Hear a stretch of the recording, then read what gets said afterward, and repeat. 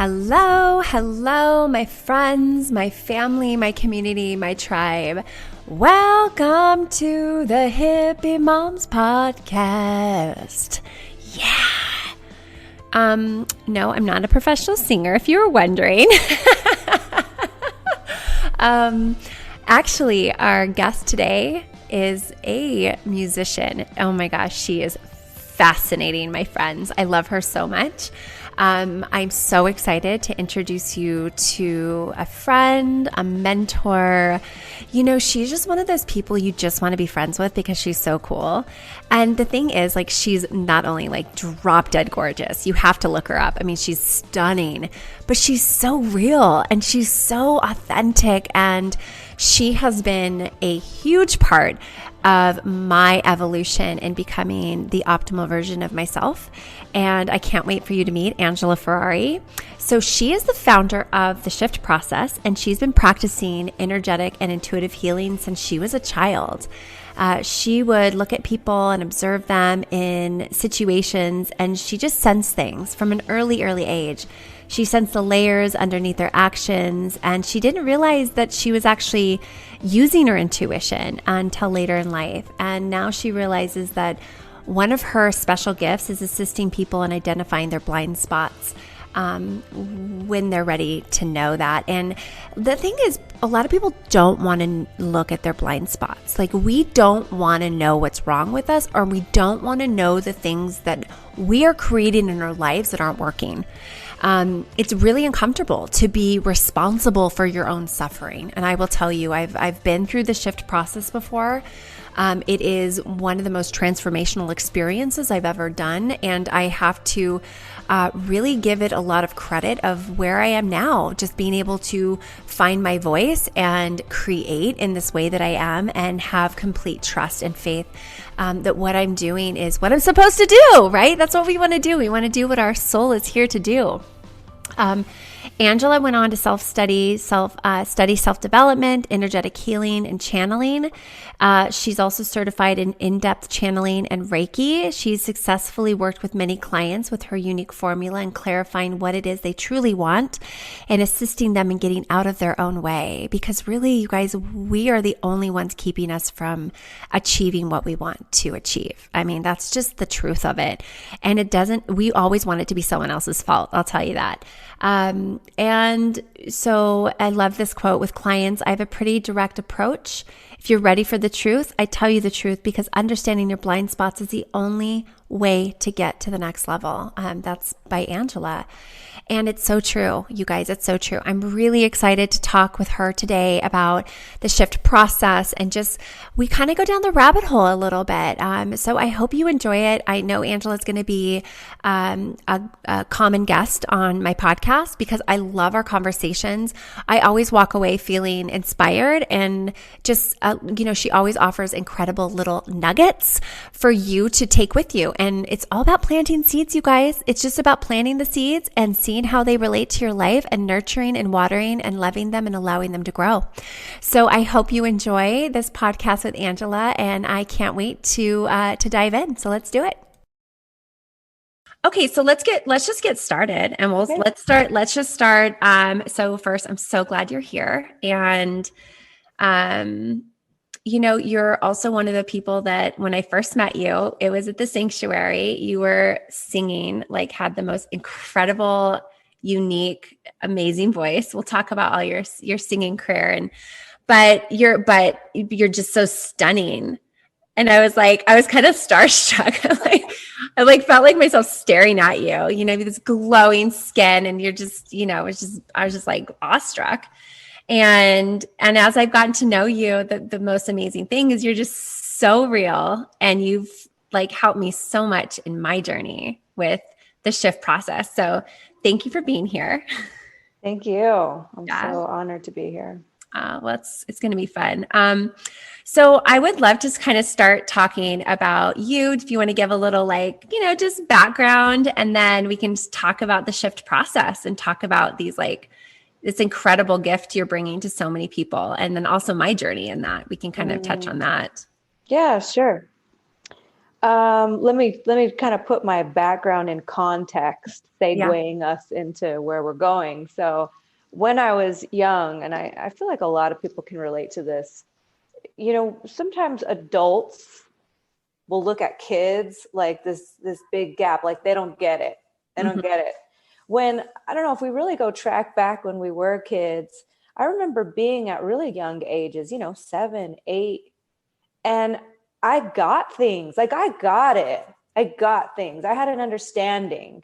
So when I look at kids today, I don't look at them like you don't get it. I'm like, hey, show me what you know. What is Mm. that? And Mm-hmm. I think it all started there. We're all our own individual snowflakes. So no two stories are going to be exactly alike. I think that's where we get tripped up. In fact, sometimes is that whole comparison thing. Like, hey, Becky, how'd you do it? And show me exactly how that looked. And I want to Mm. take the exact same trail. And it just doesn't look like that. You have to tap into your own beautiful snowflake. And it all starts when we're kids. Yeah, We gotta kind of recall who was I? What, because that's when we're closest to the truth, you know. definitely. And I remember as a young girl having a sense of things. This is part of my snowflake thing. Not everybody will be able to relate to that, but I had a sense, an understanding, almost like when I look back at it, um, a strong intuition where I could look at adults and I would know something that was happening between them, and then later it would actually be confirmed, kind of stuff, right? Right. But at the time, I didn't know I was doing that. I just thought the whole world did it like that because we don't Right. have any distinction. We just live. Yeah.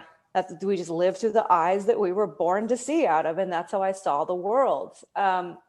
Later in life, it led me down a very introspective journey. I was always just, you could see me in my old videos as a kid. I was always just deep thinking. I was always pondering, like, what is I going wish they on could in see there? your expression. It was amazing. Just think of like the deepest thought expression you can imagine. Yes. So I was kind of known for that in my family.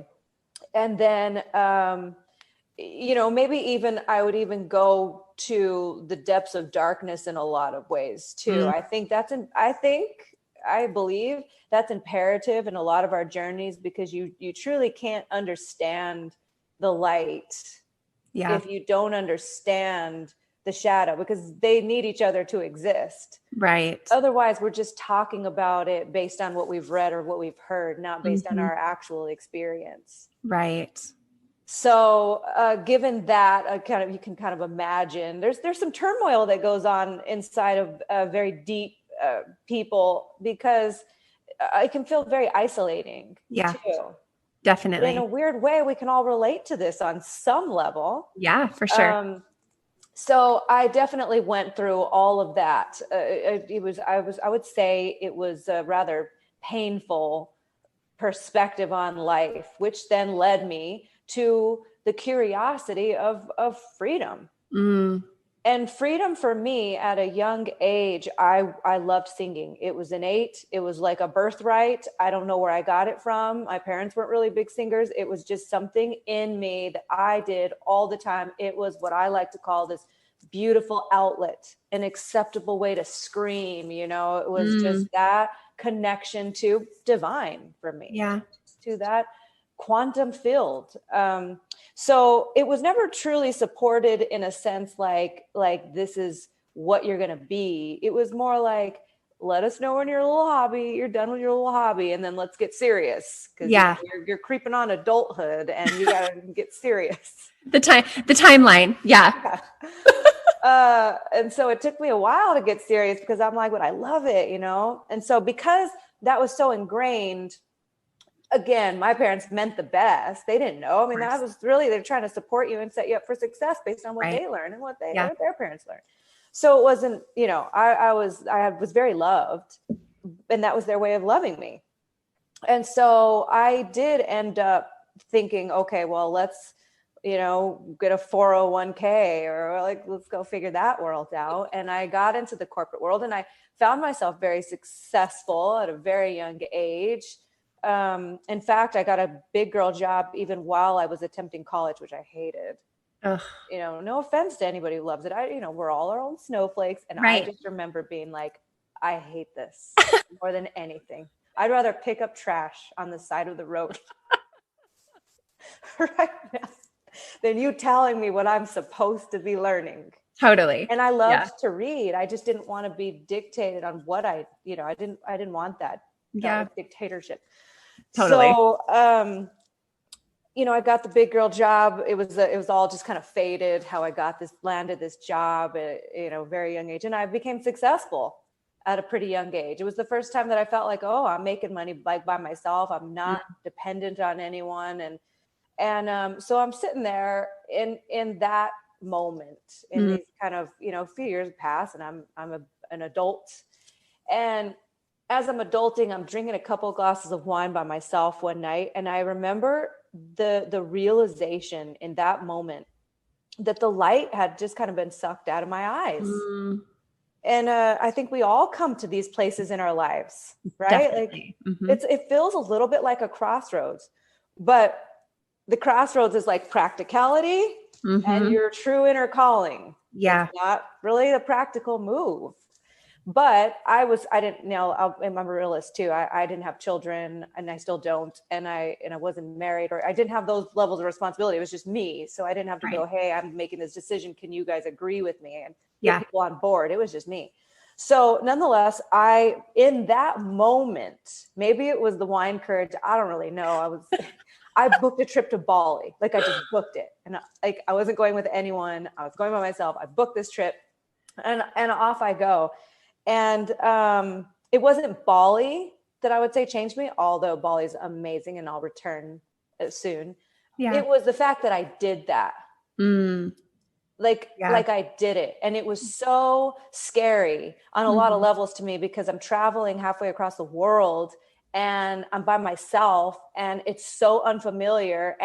But I guess deep down, that inner calling knew I had to like shake things up. Remember, I'm introspective too. I'm always kind of deep. I had an awareness, but I just sort of followed these random calls. Sometimes it made no sense. My mother was totally freaking out. I don't know if anyone's seen the movie Taken, but she made me watch it. Oh,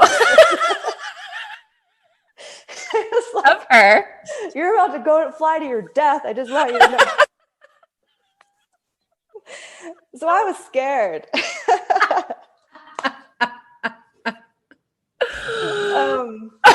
Lorraine, you're so funny. That's awesome.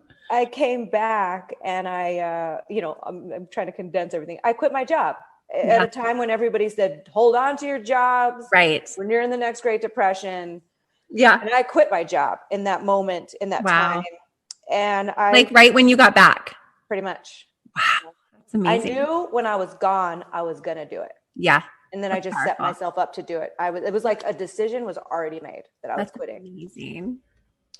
And I went to go sing, and that was it. And, I went to go do what I loved. That part of me when I was a child, that was like, we can't wait for you to get over this so you can start adulting. I was like, this is what I love, And so, let me give you the facts though. I lost the part of me that got to buy things whenever she wanted to, right? But here's the beauty of that. I got paid to sing, and I would have done it for free. It was everything I would have done for free in the world. And and the fact that the love that I had for what I was doing superseded the money that I lost. Yeah. Right. Because I remember I had the money and the light wasn't there. So then I start this new trajectory, and it takes balls. It takes balls. And so that's why anybody that goes on these trajectories, I see you, man. I do. I see you, because I do not undermine that. But we all have it. We do. We've got balls. We have balls. Mostly today. Yes. More than men in a lot of ways. No, I'm kidding. Kind of. We just need to use them. We need to. Well, and can we just hit on something? Because I think, you you really went against what you'd been taught, right? To get a job, have financial security. Everyone for so long has done what they don't like just to have money. And and like you say, it sucks the life out of you. I mean, I shared that in my commercial real estate experience when I was there for 15 years. I made great money, but it's like, it was just so, there was no purpose in it. And so to jump off that, right, that cliff, Yes. or, Yes, it it is. takes, It's a leap of faith. it is. It's a leap of faith. And, when we do these big girl, big boy jobs, I had a thought and it was a good one. And where'd it go? Where'd you go? Where'd you go? Where'd you go? It'll come back. It'll come back. Oh yeah. We almost will argue for the limitation of that. Well, I have a family. I don't have a choice. I don't have a choice. I don't have a choice. I have to do this. I have to do this for money. What am I going to quit so what I'm saying is we'll fight almost for it. We'll argue for it without, all it takes is a mustard seed of curiosity and wonder about, is it possible? Yeah. Is it possible?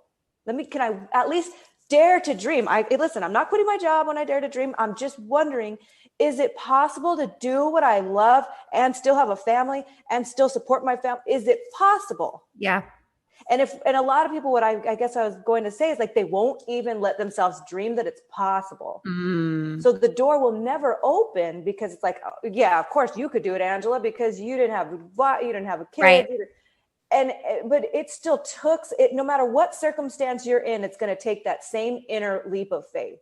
Yes. It is. It's the same inner leap of faith that we're all confronted with. Yeah.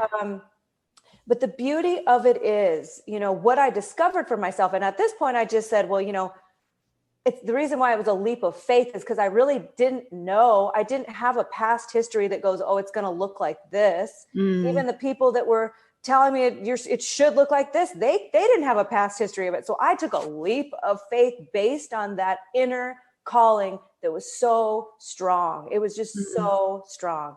And what happened was this. I started tuning in to a world of what I loved. I found myself in that beam of what I loved. And the end result of that, no matter which way you slice it, and I later found out how to prove this, with quantum studies and all of that stuff. I later found out, oh, this is a real thing. If I'm tuned into a beam of doing what I love, then I'm going to keep attracting things in that realm, in that world. So I ended up building success in ways that I didn't even know that was what it was going to look like. I'm just going to go sing. And then all of a sudden I started attracting abundance in ways that were all aligned with, oh my God, that would be fun. That would be fun. And I ended up creating this life for myself, this world for myself that was just based on what I loved. That's amazing.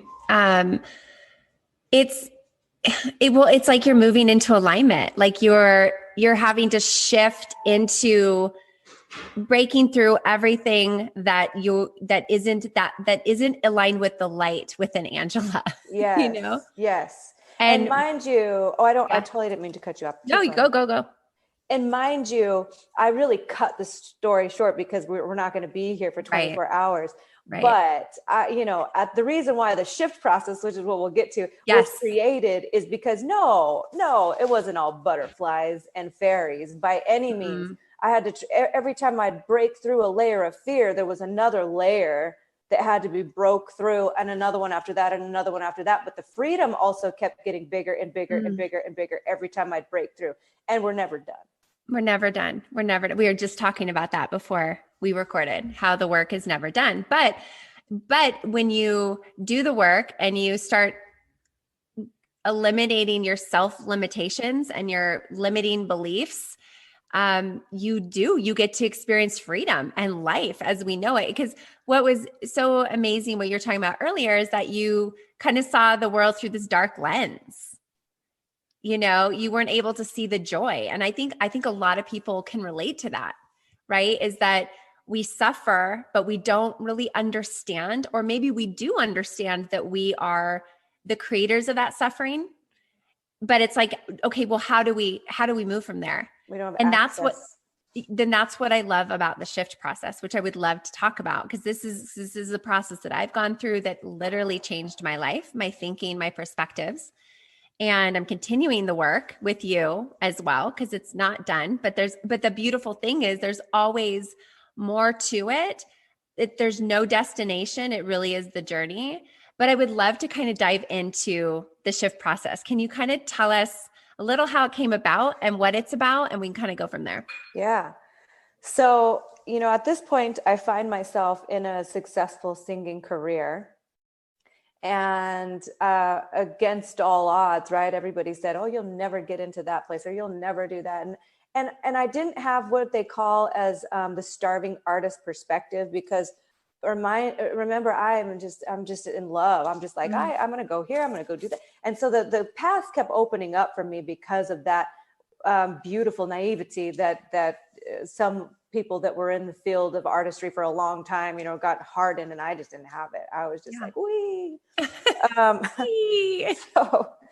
so, so I built this name for myself in the valley where I live, in the area that I live. And, I was performing all over. And then I remember feeling like I reached this place that was my dream. Like this, I wanted to do all these things. And I was there. I had arrived in this place. And then I had always been in, I've taken a lot of courses in self-development all my life as well. Even as a youngster, I was just drawn to that world. And so I knew, okay, what's next? I always want to fill that stretch, because I know the world of comfort, Mm. even there, you can get the life sucked out of you even there, because if you're not stretching and you're not continuing to grow, you could still get the life. What once was a dream could become the deflation, right? Yes, That happens to all of us. And then definitely. those little comfort zones. And so I knew I wanted to keep stretching. And so basically, I'll try to cut this short, but I wanted to see if there was a version of myself that I could tap into that I couldn't quite see for myself. I didn't have Mm. access to it because, we're so used to the way we look, we're so used to the way we do things. Yeah. And so the first thing I thought to myself was, if I could just find a stylist in the area, maybe then I could create a context with that stylist that was like, hey, listen, I don't want you to say, here's your color palettes and here's your do's and don'ts on how to dress. I was like, no, I want to tap into like an energy, something that I want to just tap into and see if she could style me based on those things I was looking to tap into, Mm. beauty, power, creation. I was just kind of Yes. like, just really expanding, like, how did that look? Um, so I planted that seed, and this was all just for my own self-discovery and my own growth. And about a week later, I kid you not, this acquaintance that I hadn't seen in a long time, she reaches out to me, she sends me a text, and she said, let's catch up. Sure. So we catch up, and honestly, I had seen her, but I didn't really even know what she did. She always had like, I don't know, it seemed like a bunch of stuff because we worked in the same area, just like clothes and hats and weird shit, collector's pieces. I was always curious, mannequins. And so anyway, we sit down, I talk, and I said, what do you do exactly? And she goes, oh, I'm a stylist. And I was like, oh my God. And she was like super eccentric in a good way in that conversation, because she was open to Mm. this way I was explaining what I wanted. She could dial into it because she was a little out there like I said, in a good way. I like people that are out there, outside of the box. Right. Yeah. And so off we went on this journey, and I started noticing that I started feeling these different feelings. And by the way, she would pick some shit out that I would just be appalled by. Like, I I mean, can relate. appalled. I would be like, who would ever, but I was so willing to break through who I thought I was to Yeah. see if there was something on the other side. Cause I could always go back. Right. Right. But I was Right. committed to see if something was going to open up. And sure enough, I started experiencing this world. I was feeling completely different, like a sense of myself that was different, suddenly even my external world started shifting. Like I was getting even bigger opportunities. I moved into the home of my dreams. Dreams at that point. I got Mhm. another car. It was like things were Yeah. starting to, it wasn't about the things. It was that the things were matching me, what I was Yes. becoming. Yeah. Yes. So I didn't ever have like, I'm going to move. I didn't have those sights. It's just all of a sudden they just started coming into my Mhm. space. And so, long story short, when I was wearing some of the new clothes one day and we were in this large shopping center, this woman beelined it for me. And there was tons of people in the vicinity shopping. It was one of those bigger centers. And she had these like amazing outfits. They looked like very performancy and just these incredible pieces, incredible finds. And she comes up to me, beelines it through all the people, and she goes, "Hi, I have no idea why I'm doing this, but I've been here all day. I have found these incredible outfits. I saw you, and I just feel like you should have them." What? Yeah.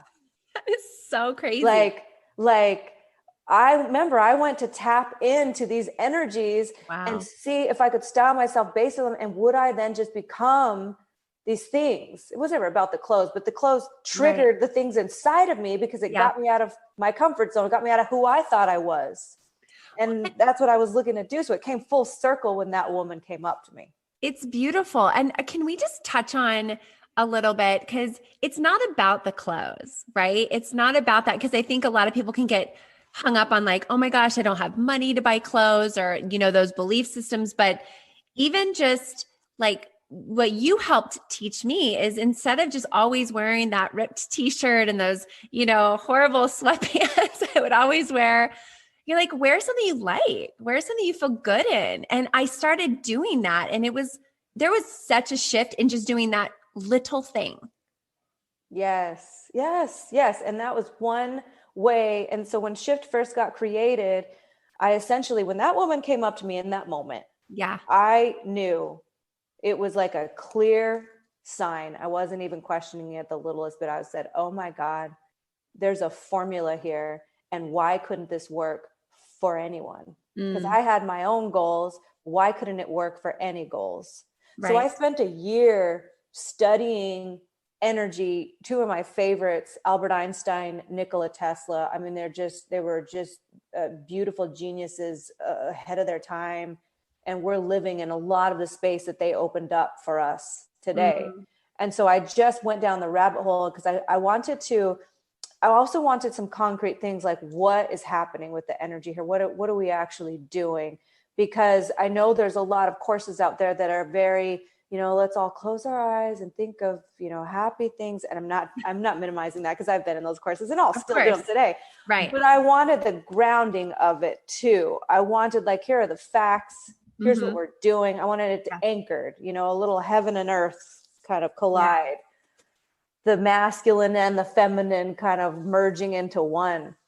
And so there in light, I spent a year just really developing this. And then I had the formula kind of dialed in. I had about 10 people in a test group, and the shift was created. Yeah, then this whole process of how to get out of your own way and step into what it is that you truly want, and tricking people essentially to falling in love with themselves. Oh my gosh, that's so beautiful. Um, I remember the first time I did the shift session, the first thing we did is like really, you helped me identify like who is it that I really want to be? Who is that like optimal version of me? And I actually talk a lot about it. I've talked a lot about it in this podcast. Like truly becoming that.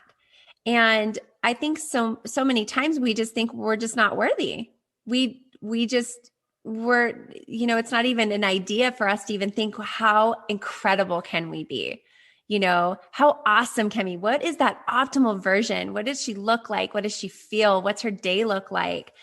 And I still use that as I continue to use what I've learned in shift, but I continue to use that like how much better can it get? And I love that because when you work within shift, you really realize there is no limitations of what you can be and what you can create. It's just having to get through all of the filters and things that we've picked up along the way that tell us that we're not and that aren't in alignment with that. So with Shift, so you had this group of 10 and you started to see things happen. Mm-hmm. Yeah, it was sort of it was like I was watching magic, quite frankly.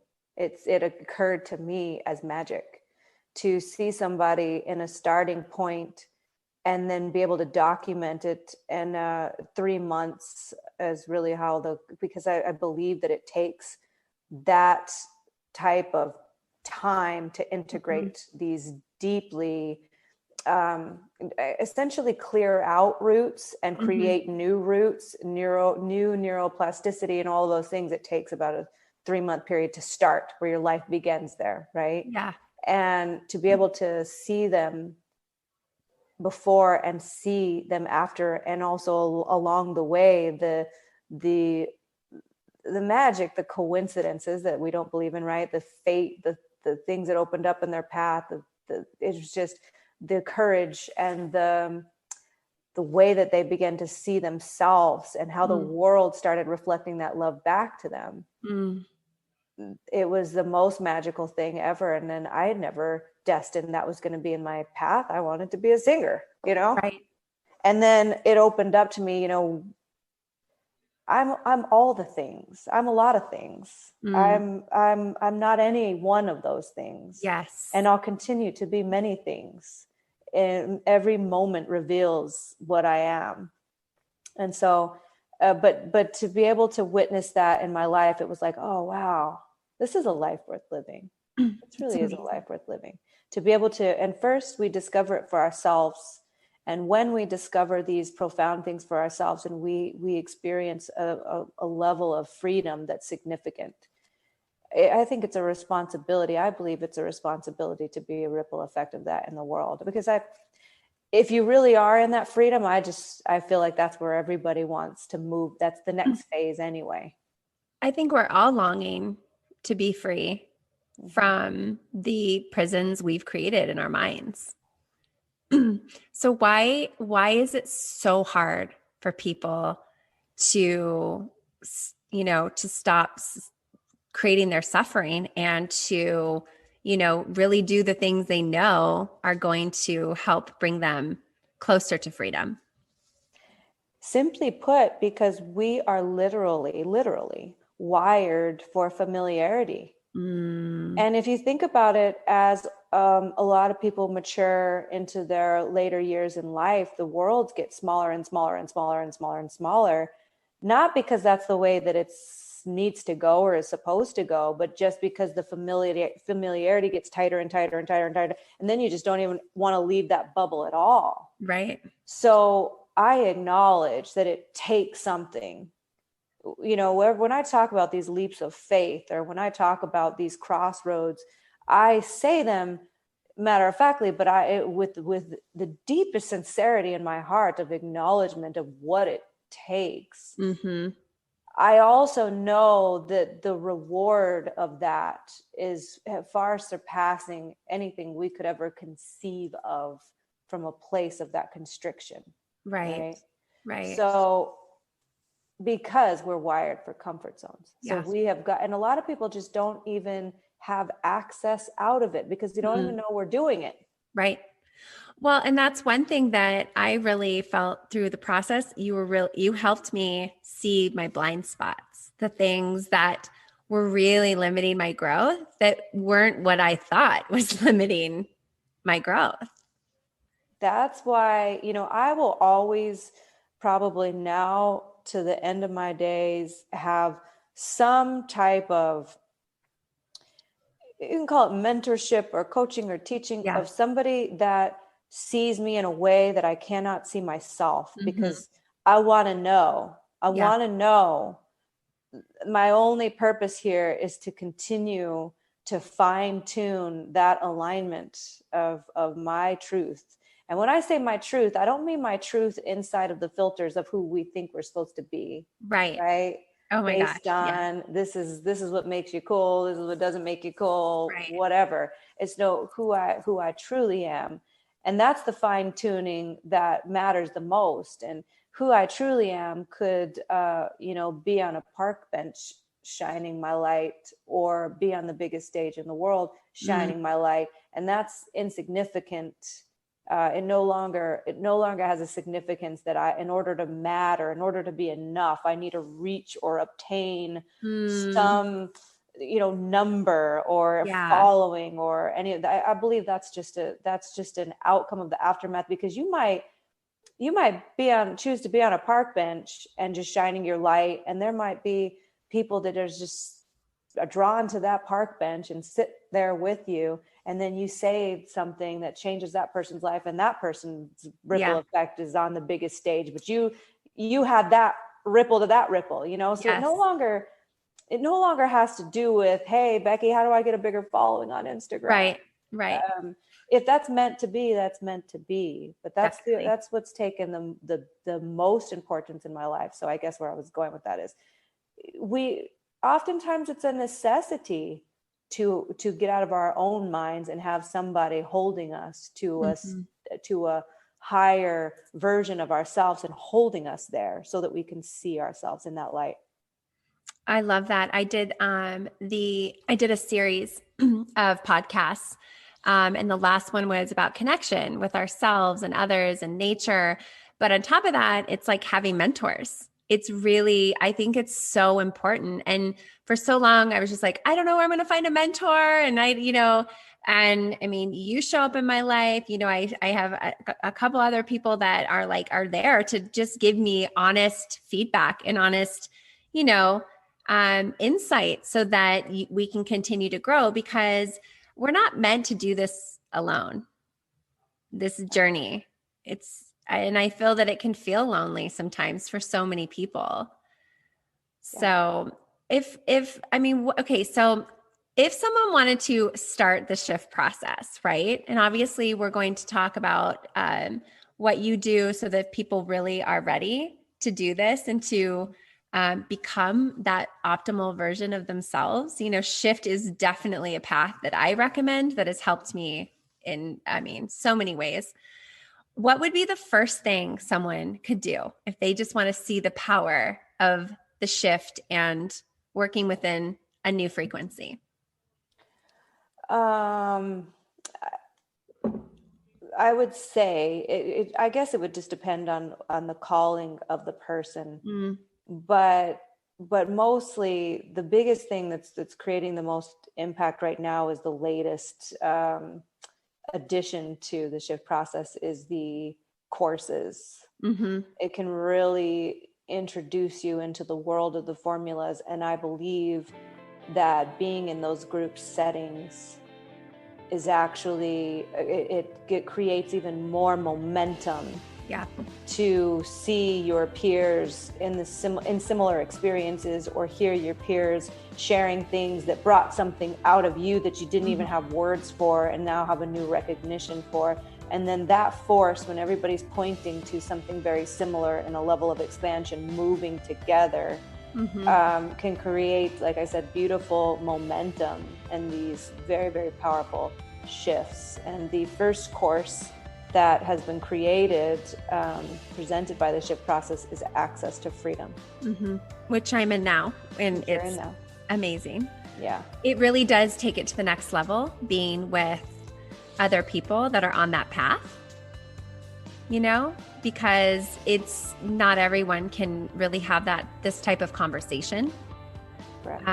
And I think that that's important to really surround yourself with people that are on that path to freedom. And you said access to freedom, because that's truly what it is. That's what we want, right? We want to be free of our self-created suffering, and shine our light and live in alignment. I just think it's like we're all on that path. It's all what we want. We just don't know how to get there. And this is a path that you've created. And it's amazing. Oh, thank you. Thank you. I'm on it too. I'm on the path too. I'm right there with you. Love it. I love it. Well, I am going to put all of your links in show notes so everyone knows where to connect with you. And don't worry, because Angela is going to be on this podcast as much as I can get her on it. This is just the beginning, It would because be a pleasure.